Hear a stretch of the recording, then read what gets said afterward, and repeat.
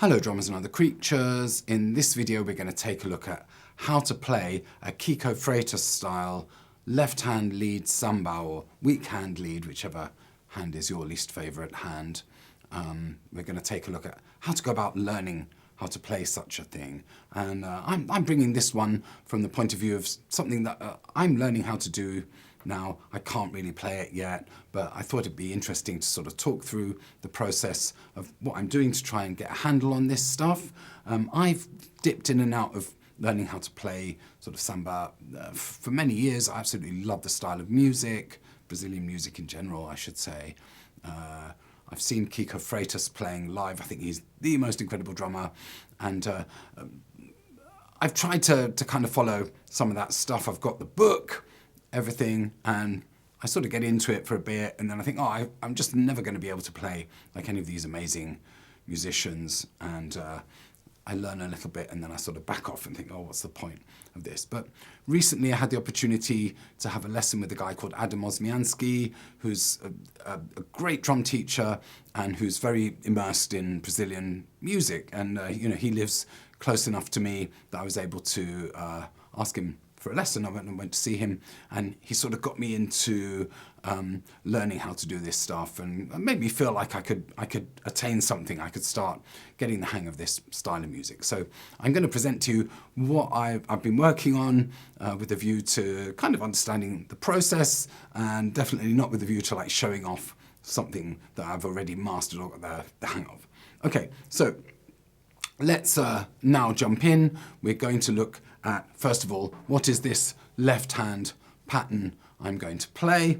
We're going to be playing the 16th, 8th, 16th type of rhythm. I'll not do it by sticks because it always kills the mic, but we've got the 1E, 2E, 3E, 4E. And that can be a figure that people sometimes find a little bit difficult to get used to. So if you're not used to playing that figure or singing that figure, I would just, clap it for as long as you need to try and get the hang of it. It's the lack of the and makes it a little bit tricky. 1E, 2E, 3E, 4E, 1E, 2E, 3E, 4E. And I believe that is a pattern that would be, oh, you know what, I've forgotten. What would it be? I can't remember. Anyway, all of this stuff, these are patterns from the sort of batucada, from the like big drum school samba sort of stuff that have been adapted to the drum kit, and now I've completely forgotten which roll of the drum kit that is. If I remember, I'll put a little thingy there, but otherwise just trust me, it's the pattern I'm going to be playing.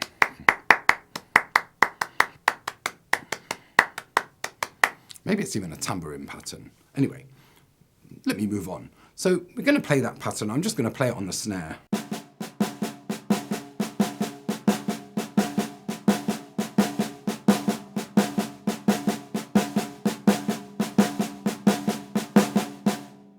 Okay. I need to not talk over the resonance of the drum.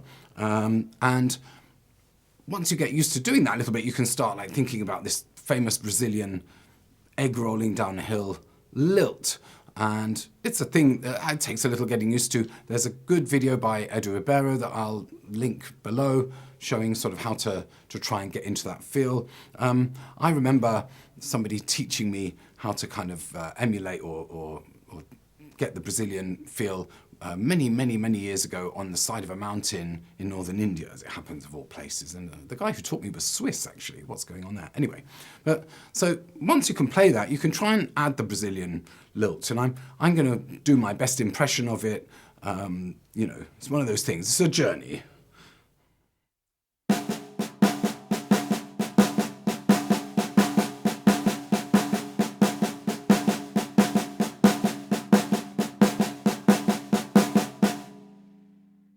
That may or may not have worked. Now, I saw a video presented by the wonderful Mr. Kiko Freitas, where he explains that you're going to play that sort of series of 3 notes in the standard sort of throw down an accent and let the other 2 notes kind of follow using the energy of the original note, which is a sort of molar-y thing, I suppose. When we play jazz, it's quite a common way to approach the swing. where you kind of throw down the stick and get 3 notes using the energy of just like the first impulse. And that kind of helps to develop that feel. So you're going to throw the stick down. I don't know, you don't need a massive whip. We're not trying to play something like horribly loud.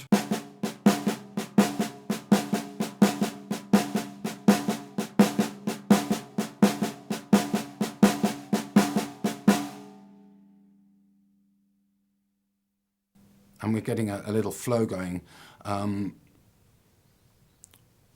It's going to be on the, the first note is on the ah of the pattern. 1 E and A2 E and A3 E and A4 E and A1 E and A2 E and A3 E and A4 E and A.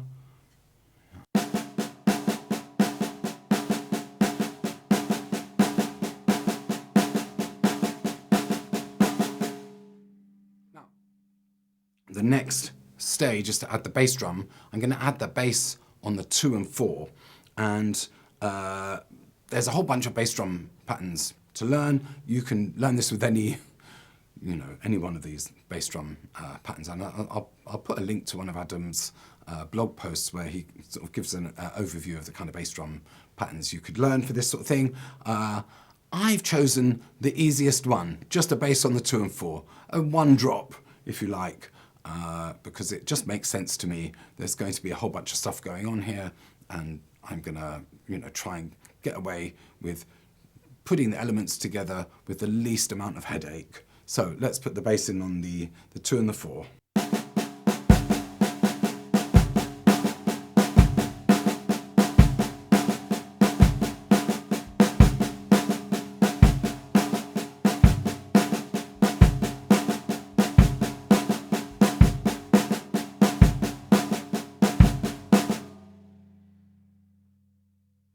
Now, I know I'm playing the snare a bit heavy. I'm trying to lighten that up as I'm learning.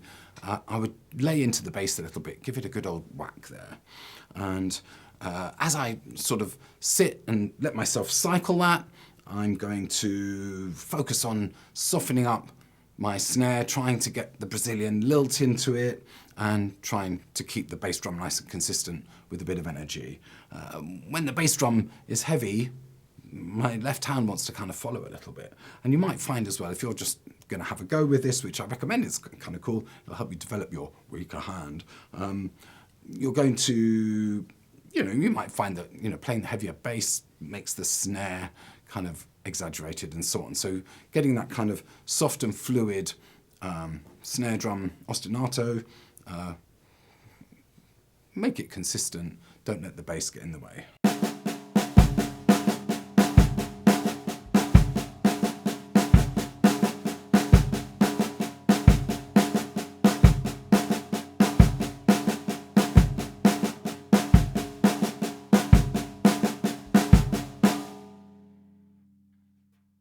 Now, that's the easy bit. Next, I'm going to be going through the series of 16th note combinations. It's like the most obvious stuff.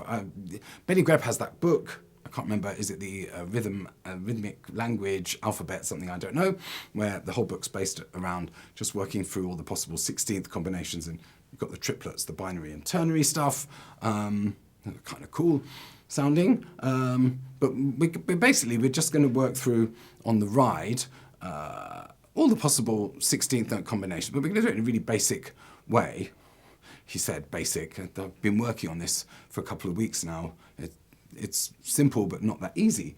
But we're going to go through, like, if we think about the 16ths, 1, E, and A, we're going to play, there are 16 combinations of those 4 sounds that we can make within, our 1, E, and A. If you play all the options of having a note or not a note on one of those, there's 16 options. One of them is 0 16ths, and the other one is all the 16ths. And 0 16ths, well, that's sort of the first, if you're just working on the snare and the bass, that's your 0 16ths. You're not doing anything with the ride. But next, also all 4 16ths, I'm not going there. That's a battle I can never win. You go and look up some Samba drummers playing 16ths with one hand, and okay, I'm not gonna at the moment. So I've got 14 patterns left, right? I've got just the one, just the number. I've got just the E, I've got just the and just the So I've got 4 single options. Then I've got 6 two options, right, with 2 sounds. So I've got the one and the and, right, 1 and 2 and so on. I've got the E and R one, E and R, E and R. Then I've got 1 E, right? I've got E and R, and then and 1, which is your famous Samba bass drum ostinato, R1, R2, R3, okay? So I've got 6 of those, and then I've got 4 threes, right? So I've got 1 E and, I've got 1 E and R, I've got 1 and R, or depending on how you look at it, and R1 and R2, right, and so on. And then what have I got left? Oh yeah, I've got then the one that's coincident with the snare, R1E, R2E, R3E.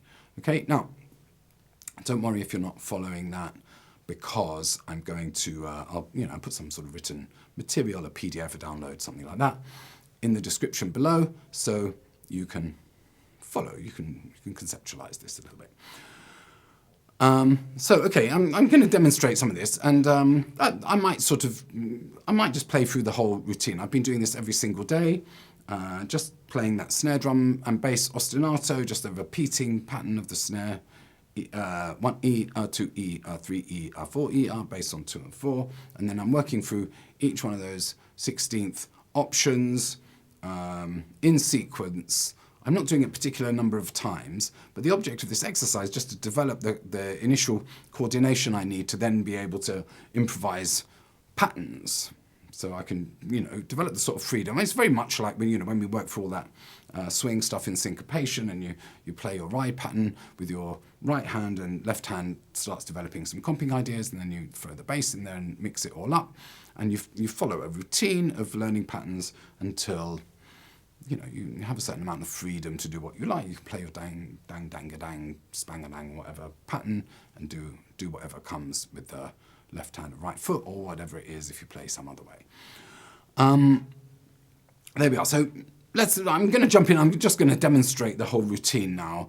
If I think it's just too long and boring, I might just cut it a little bit so you can see just a little bit of what I'm doing. I don't know, depending on what mood I'm in, maybe I'll just put the whole lot in there and just let you watch it, or you can, I can put those little chapter markings, can't I, so that you can skip it if it's too much. But here we go. So this is the routine. I've been doing this, again, every day, and when I'm done with that, I've also learned how to play a pattern with my right hand called a teleco, which is a tambourine pattern as well, if I remember correctly, coming from the big Samba schools, and it's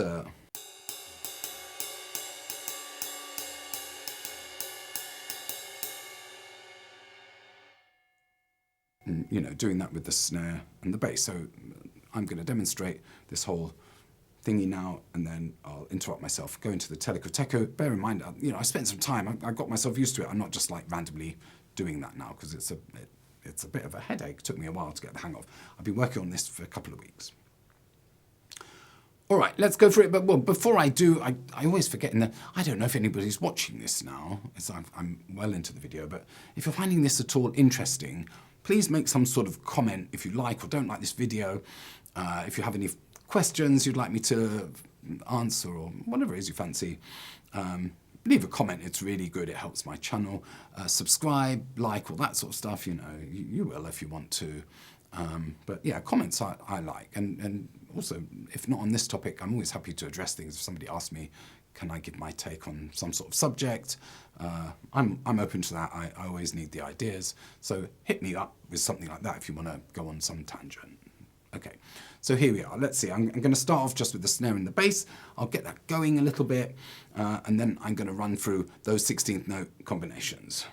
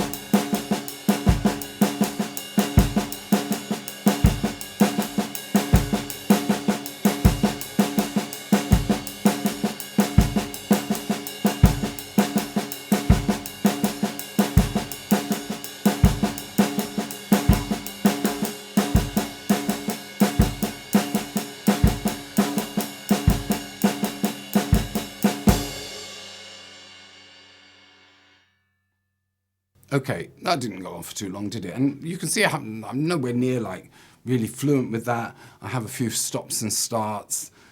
I'm playing through that whole sequence a few times every day, so I'm not spending hours of my life doing it. I can't really afford the time at the moment, but I'm trying to build up a little bit more of a practice routine. But that's sort of working out just the mechanics of the coordination of that pattern. Now, there's so much to get right here. I'm not getting any of it right yet, but you know, it's getting that fluid feeling of the snare. Again, trying to get the whole Brazilian lilt in there, getting the bass drum to be kind of heavy and thumpy to make you want to dance. You know, there's a way to go before like building up some good speed and so on and so forth. So, you know, that's the mechanical process of it.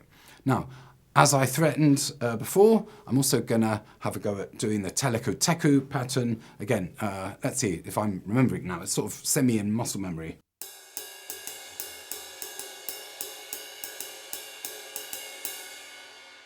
And I think that would be played on a tambourine. I've got one hidden here. I suppose you sort of do that muffly thing.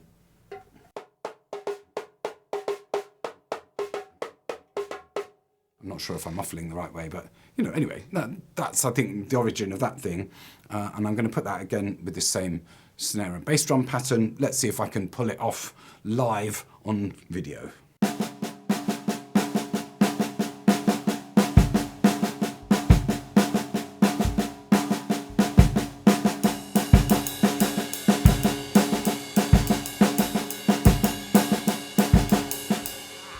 See?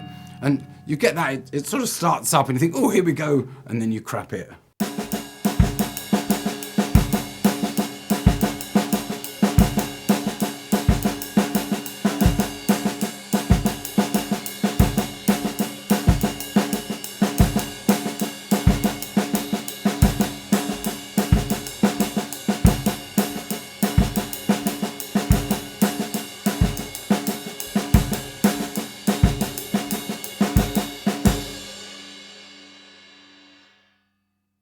And so on. I almost pulled that off, not too bad. And there you have it. So that's the routine I'm practicing every day, and I'm spending quite a lot of time playing this teleco-teku thing. And Adam Osmianski, who gave me my initial lesson, I'm going to go back and see him again. He introduced me to a fabulous app. I'm not advertising or anything. I've got it on the phone here. It's called EBatuque or something like that. I have no idea actually how one should pronounce it. I've no idea if you can see that. It looks like this. I'll put a link to that as well. But basically, it's you have to pay for the thing, but it's got loads of Brazilian rhythms. So like once I've got all that happening, I've done my like serious practice. I'm being a grown up and everything, doing my homework. It's, you know, I always think it's like get in and do some playing. So I stick this thing on, and I'm struggling to play this because, you know, you can sit and practice. Sorry, I'm about to cough. Why am I covering that up? I don't know. You're not going to, or hopefully you're not going to get anything through the lens. But anyway, you know, you can sit and practice something all day long, but you've got to play along to some music or something or other. And this thing just has these kind of brilliant loops played by real musicians. You've got a little mixer thingy. As you get these days, you can change the tempo and you can change the balance of the instruments. And I found a rhythm called a batuque. Again, sorry, Portuguese-speaking people, if I'm mispronouncing that. And I've set that to 100 BPM. And so I'm now going to embarrass myself by trying to play. I'm going to play just the snare and bass drum pattern. And then for a little bit, what I'll do is I'm going to play the 1 E-an, 2 E-an, 3 E-an cymbal pattern. And then I might try the teleco-teku. What a cool name is that? I'm going to try that on the ride as well. Let's see if I can get away with it. And it's really, I'm finding it challenging. So, you know, I'm sharing this with you. I don't know how this is going to sound as well, but it's all a bit experimental.